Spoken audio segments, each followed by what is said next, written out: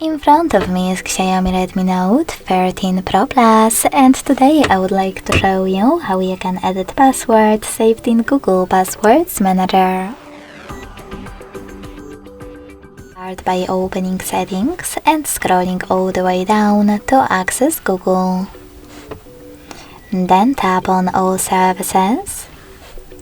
Select Autofill.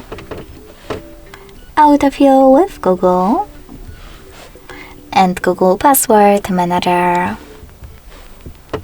Following that, just tap on one of your passwords that you wish to edit, like AliExpress, and enter your current login method.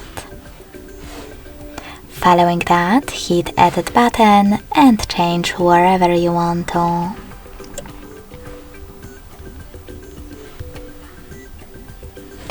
When you finished, hit Save at the top right corner. So when I do that, as you can see, my password has changed.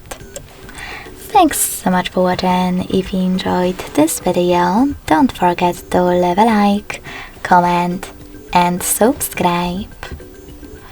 Bye!